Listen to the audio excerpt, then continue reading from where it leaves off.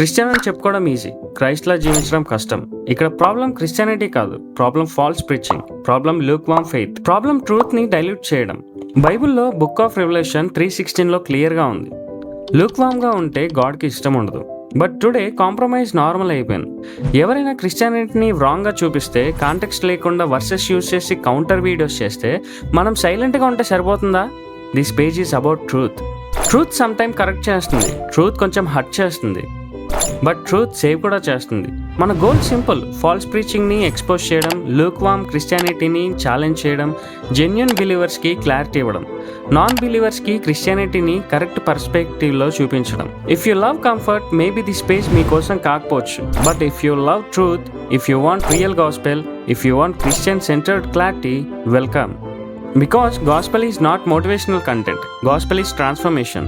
This is not just a page, this is a stand.